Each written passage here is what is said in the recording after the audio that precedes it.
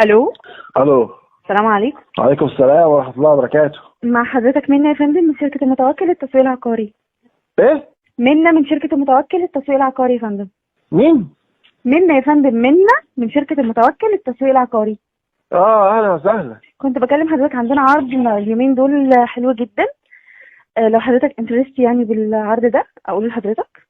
تسست ازاي يعني يا استاذه؟ مش فاهمك. يعني لو حضرتك مهتم بالعقارات والشراء اليومين دول، عندنا عروض حلوة جدا يا فندم.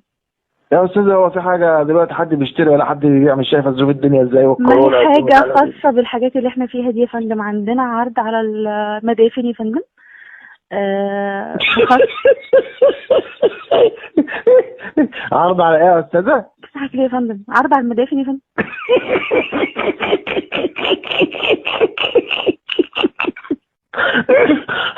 تراب يعني؟ ايوه يا فندم. هو ايه اللي بيضحك حضرتك؟ عايزين تبيعوا لنا تراب؟ ايوه يا فندم. طب اتفضلي يا استاذه، انا معاك اهو. دلوقتي احنا عاملين خصومات ما حصلتش قبل كده. كنا الاول عاملين تقسيط بس على التراب؟ يا فندم. الو. خصومات على التراب؟ ايوه يا فندم. طب قول يا استاذه، احنا معاك اهو. حضرتك عايز تعرف المكان وكده، ولا اقول لك الاسعار الاول، ولا ايه، ولا ابعت لك على الواتساب؟ لا حضرتك قولي لي يا فندم، قولي لي بكام وفين، وعندكم كذا مكان ولا مكان واحد؟ احنا عندنا كذا مكان، بس عندنا دلوقتي في بقى. حضرتك عاوز 2 عين ولا عين واحدة الأول عشان أقول لا لحضرتك؟ لو عينين بقى، عين واحدة للسيدات وواحدة للرجالة. تمام يا فندم. خلاص، بص الأسعار بتتراوح من 50 ل75 ألف. المكان بيبقى عند اللي قدام. حضرتك عارف طريق السويس؟ عارف دير بطمس؟ قدامه كده يا فندم.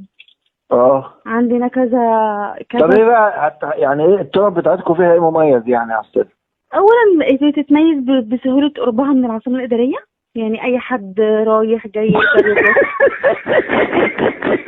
يا استاذ ده حد ميت يعني، مش فارق يروح العاصمه ولا ما يروحش العاصمه. لا يا فندم، ايه اللي هيزوره يا فندم؟ ايه اللي هيزوره؟ اللي هيزوره هو اكيد مش هيروح يزور حد الميت ده. يا فندم حضرتك عارف الظروف اللي البلد فيها والدنيا، وفي عائلات بتموت، فالواحد لازم مكان يدفن فيه. اعوذ بالله يا استاذه، انت بتفضلي في الشنه ليه؟ ما بفوتش يا فندم. على كده يا استاذه؟ لا يا فندم، ما فيش اقساط خلاص، يعني الناس بتموت يا فندم. انا مش عارفه حضرتك بتضحك ليه يا فندم.